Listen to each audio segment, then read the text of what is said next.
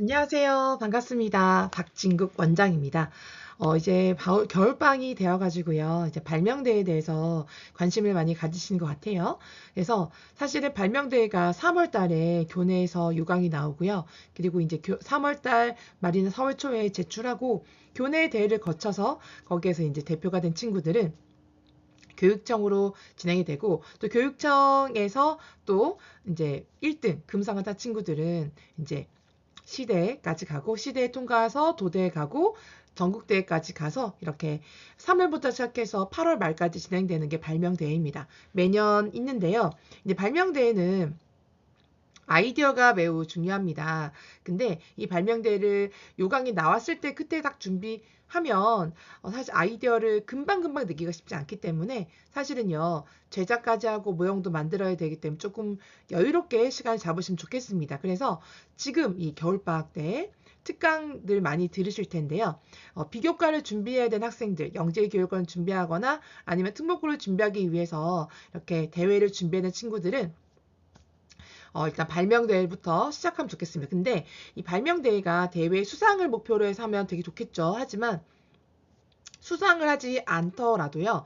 지금 시대의 문제 해결력과 또 생각의 힘을 길러주는 것이죠. 그리고 또 하나는 뭔가 새로운 아이디어를 발굴해내고 발전시켜서 실제로 이것이 잘 연동될 수 있게 만들어내는 과정 속에 어마어마한 능력이 배양이 됩니다. 그 가운데 잠재력도 당연히 길러지게 되겠죠. 그래서 발명대회를 교내대회부터 시작해서 미리부터 준비하시면 너무 좋겠고요. 그리고 이번 방학 때 꼭 준비하시면 좋겠습니다. 그럼 더 여유롭게 교내대회 제품을 출시할 수 있고요. 또 아이디어를 여러 개 내고 그 중에서 제일 좋은 거, 이번에 내고 싶은 거를 뭔가 내도 되잖아요. 이런 것들을 준비한다면 발명대 준비를 미리 하시는 거 추천드립니다. 자, 수상을 목표로 하는 거 중요합니다. 하지만 상을 타지 않더라도 이 과정 속에서 아이들이 엄청 성장합니다. 그리고 발명에 대해서 관심을 더 가지게 되고요.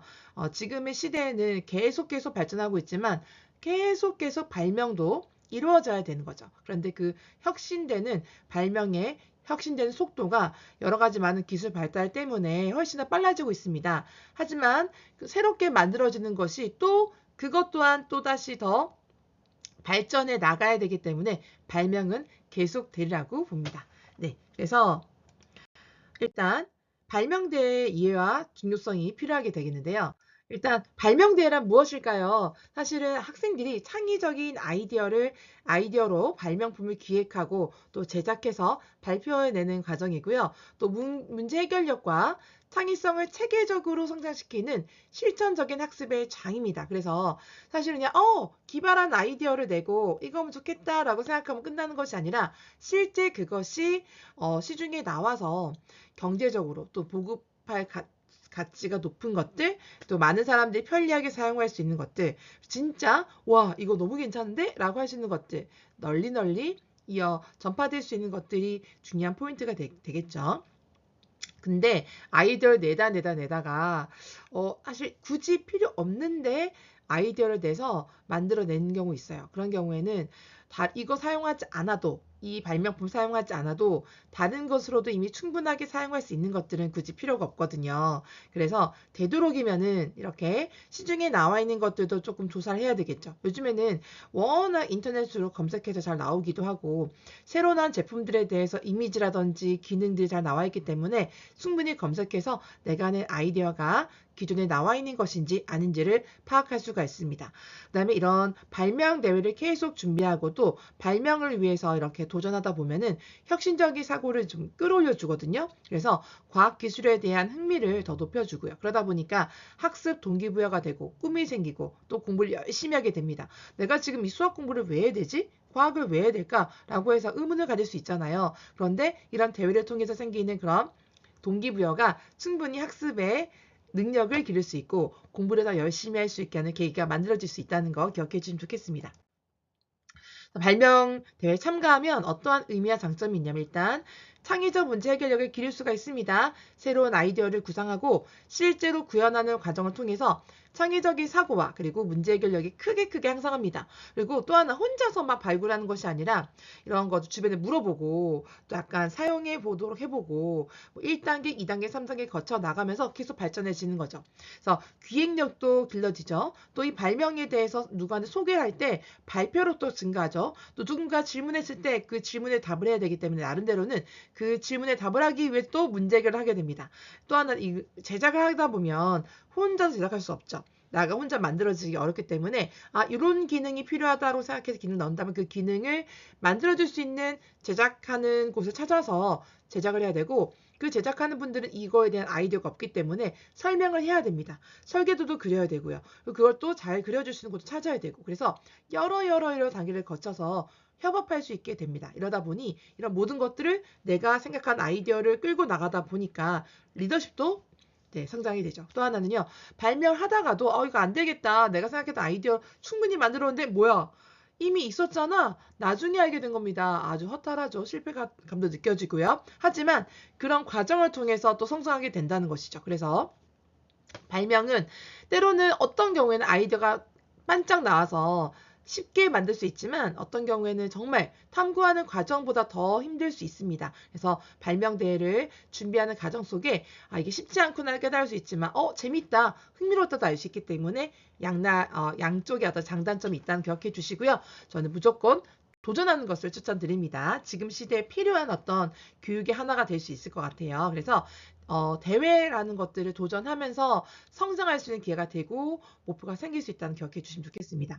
그래서 단명대회를 참가 학생들은 비판적인 사고력과 진짜 이게 필요할까? 괜찮을까? 가능할까? 하는 생각을 하게 되겠죠. 그래서 창의력이 참가하지 않은 학생들에 비해서 30% 이상이 뛰어나게 됩니다. 그래서 매년 이렇게 발명대회를 참가하는 친구들이 있는데요. 그거는 그 친구들이 그만큼 이렇게 성장했기 때문에 그 경험이 너무 좋았기 때문에 하는 그런 그 의욕이 더 넘치게 되는 거죠. 저도 발명대회를 매년 준비하고 있는데 매년 수업을 하고 있는데요. 매년 빠지지 않고 일정 대회가 있을 때마다 연락 오는 친구들이 있습니다. 그런 친구들 제가 도와주면서 너무 보람이 있더라고요. 그리고 그 친구들이 되게 기뻐하고 신나하고 또 그런 하나하나 결과물을 만들어 과정이 쌓여서 나중에 이 아이가 커서도 그런 경험이 바탕이 되어서 본인이 어떤 직업이나 진로 선택했을 때 또는 새로운 프로젝트를 진행했을 때 예전에 했던 그 발명 대회의 경험들이 아마 녹여지게 될 것입니다. 그래서 비교과 활동 중에서 발명대 추천드리고요. 일단은 뭐 긴 시간을 걸리지 않아도 뭔가 나갈 수 있는 그런 경험이 될 수 있기 때문에 가볍다고는 할 수 없지만 그래도 덜 부담스럽게 도전할 수 있다는 거 기억해 주시면 좋겠습니다. 그래서 주제 선정과 아이디어 발굴 매우 중요한데요. 사실은 생각을 되게 많이 해야 되고요. 찾아봐야 되고요. 고민해야 되는 과정이 필요합니다. 또 질문도 해야 되고요. 그래서 여러 가지 과정, 그림도 그려보고 설계도 해보고 찾아도 보고 해야 되는 것이 있고요. 아이디어를 계속 발전시켜 가는 과정이 필요한데 그 모든 과정을 발명 노트에다가 그림규를 작성해도 좋습니다. 근데 저같이 이렇게 발명을 대회를 이제 준비하는 이제 선생님한테 좀 도움을 받아서 뭐 계속 피드백을 거쳐서 빌드업해서 발전시키는 것도 필요하고 또 집에서도 부모님들이 이런 역할을 해줄 수가 있습니다. 같이 함께 이렇게 발명해 나가는 거죠. 그래서 아이가 처음에는 이런 아이디어를 했는데 부모님도 같이 도와주시는 거죠. 근데 되도록이면은 이 모든 과정을 아이가 주도해서 할 수 있도록 도와주시되 아이가 도와달라고 하는 요청하는 부분들을 함께 협업해 주신다면 훨씬 더 아이들한테 큰 도움이 될 것입니다. 그래서 제가 아이들과 함께 아이디어를 얻는데요. 저는 이제 평소에 이렇게 지나가다가 호기심을 가지고 뭐 관찰하는 것도 있고요. 평소에 생각을 한 것들을 뭐 메모하기도 하고요. 요즘에는 메모할 게 참 많잖아요. 그래서 저는 이제 컴퓨터에 그런 메모하는 거 적어놓기도 하고 휴대폰에다가 적어놓기도 하고 뭔가 아이디어가 떠오르거나 또는 불편한 점이라든지 이런 건 새롭게 생겼으면 좋겠다라는 것들을 그때그때마다 가끔 떠오르잖아. 그냥 문득 떠오르거든요. 그런 것들을 그냥 놓치지 말고 메모를 꼭 하셔야 됩니다. 메모하는 습관을 가지시면 훨씬 좋아요. 그래서 메모하셔서 그것들을 모아서 나중에 실제로 활용될 수 있게 하면 좋거든요. 그래서 가볍게 메모해 놓고 나중에 그 메모한 것들을 훑어보면서 더 깊이 있게 들어갈 것들을 고르시면 되겠습니다. 그래서 메모한 습관을 꼭 길러주시고요. 또 다른 어떤 제품이나 이런 물건들을 그냥 보는 것이 아니라 이거 어떻게 만들었을까? 어떤 원리로 만들었을까? 이 제작비는 얼마큼 들었을까? 또 실제로 이거 비용이 가격은 이 정도인데 실제로 제작하는 과정 속에 어떤 원리로 또는 어떠한 노력이 들어갔을까?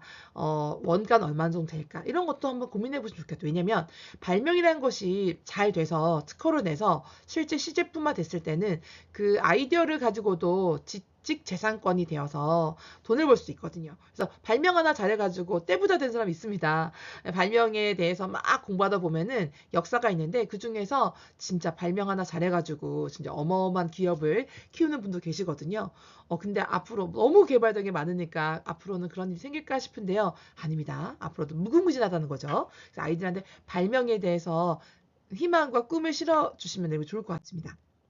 그래서 아이디어를 스케치하고 그림을 그리고 하는 것들을 계속 이어가면 좋겠는데요. 사실은 이게 뭐 요즘엔 인공지능 툴이 많이 발달하다 보니까 그림을 그려줘라고 할 수 있는데 그 그려줘 할 때도 디테일하게 설명을 넣어서 그려주는 것이죠. 그래서 내가 그린 머릿속에 그려지는 것들을 그대로 글로 표현하는 것도 도움이 되고요. 아니면은 여러분들 그냥 간단하게 이렇게 그림을 그려가지고 그것을 조금 더 디테일하게 그려줄 수 있는 거죠. 그래서 툴은 사용해도 좋습니다. 여러 가지 기술적인 툴을. 하지만 본인이 생각한 아이디어를 먼저 노트에다가 글과 그림으로 표현해내는 것부터 시작하셔야지만 도움이 되는 것이고요. 그것이 생각의 힘, 아이디어 힘을 기를 수가 있습니다. 네, 그리고 남겨두셔야 되겠죠.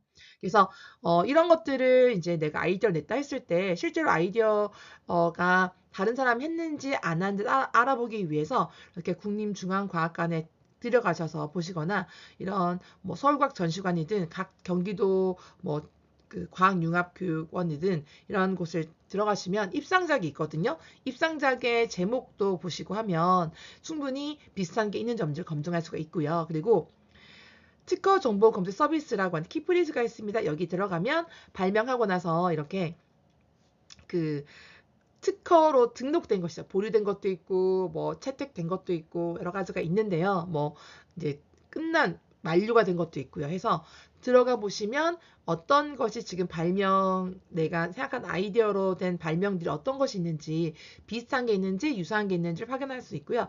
되도록이면은 비슷한 게 없는 게 더 좋죠. 그리고 유사한 것이 있어도 괜찮지만 좀 달라야 되겠죠. 그리고 발명이 좀 어렵다 생각했을 때는 기존의 제품들을 조금 더 업그레이드하는 것도 하나의 발명이 될 수 있습니다. 네, 그런 것도 좋습니다.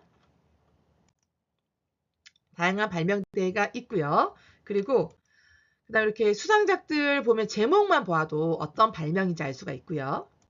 이렇게 제목만 보아도 어떤 발명인지 알 수 있습니다. 그리고 아이들과 함께 브레인스토밍 하면서 이렇게 그 발명에 대해서 제가 한번 그려봤던 수업하면서 아이들과 같이 진행했던 부분이거든요. 이렇게 글로 쓰고 그림도 그리고 제가 아이들한테 질문을 통해서 또 피드백 해줘가지고 계속 빌드업해서 수정하는 과정 거쳐서 이렇게 쓸 수가 있습니다. 그래서 일단 이렇게 뭔가 아이디어가 나오면 실제로 만들어야 되기 때문에 만드는 과정 안에는 여러 가지 또 단계가 필요합니다. 그래서 재료를 준비해야 될 수도 있고요. 모형을 만들어야 될 수도 있고요. 아니면은 3D 프린터로 출력해야 될 수도 있고요. 여러 가지 단계가 있기 때문에 아두이노라든지 뭐 전자제품들, 센서들 달아야 되는 경우도 있고요. 아니면 그냥 폐품을 활용해서 만들어내야 될 수도 있고요. 여러 가지 등등이 있습니다. 이런 모든 과정들을 어떻게 만들 수 있지를 좀 구체화하면서 해 나가는 건데 이것도 마찬가지로 쉽지 않습니다. 저도 마찬가지로 이제 발명을 매년 할 때 이런 도움을 주고 있는데요. 그래서 이런 과정도 저도 도움을 줄 수 있고 우리 부모님들도 집에서 이렇게 단계를 거치면서 아이들과 함께 발명해 보시는 거 추천드리고 싶습니다. 그래서 발표대에 대해 뭐냐면요. 발명을 했을 때 거기에 대해서 질의응답 하시거든요. 네가 직접 했냐. 학교에서 교내대에서 대표가 됐을 때 사실 물어보시거든요. 중학교 같은 경우에는 직접 물어보세요. 초등학교도 물어보시기도 하고요. 아니면 물어보지 않고 바로 내는 경우도 있고 학교마다 워낙 그 방침이 다 달라요. 담당 선생님의 어떤 진행하는 형식도 다르고요. 하지만 이렇게 학교 대표가 되게 되면 교육청에 가서 이제 전시하게 되고 그래서 이제 상을 타게 되면 그 다음 스텝으로 이제 서울시 발명대회에 나가서 이제 큰 게시션 설명표에다가 보고서도 내고 요약본도 내고 설명할 내용도 딱 착착착 넣어서 발표를 하게 됩니다. 그래서 예상 질문들도 만들어야 되고 거기에 예상 답변도 만들어야 되고 또 내가 발명도 소개하는 내용도 적어야 되는데요. 이런 모든 과정도 발명을 스스로 하고 또 진행했다면 자신감이 할 수 있을 거예요. 그래서 실제로 발명대회 전국대회 수상한 친구들 영상이 올려져 있거든요. 그래서 그런 거 다 보시면 아이들이 어떻게 발명했는지 얼마큼 이 발명에 열정을 가졌는지도 알 수 있습니다. 그래서 전국대회까지 가셔서 정말 연수까지 갔던 친구들 대단합니다. 그쵸? 꾸준하게 도전하시는 걸 추천드리고요. 어릴 때부터 발명을 계속해서 초등학교 때, 중학교 때, 고등학교 때까지 계속 발명하는 친구가 있습니다. 너무너무 훌륭합니다. 발명만 가지고도, 발명의 포트폴리오만 가지고도 대학을 갈 수 있습니다. 이제는 재능이 더 중요한 시대가 됐기 때문이죠. 그래서 다른 것들도 골고루 잘하면 너무 좋지만 특별하게 뾰족하게 잘하는 부분도 잘 키워내는 것을 추천드리고요.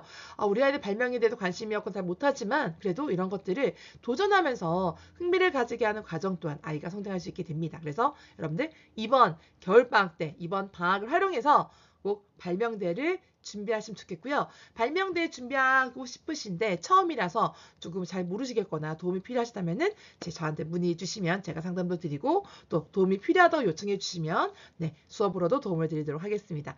자, 발명대 미리부터 준비하시길 바라겠습니다. 아이디어 내는 과정 속에 아이들의 사고력이 늘어난다는 거 그런 거 꼭 기억해 주면 좋겠습니다. 지금 시대에 필요한 탐구 활동을 꼭 강조해 드리고 싶습니다. 감사합니다.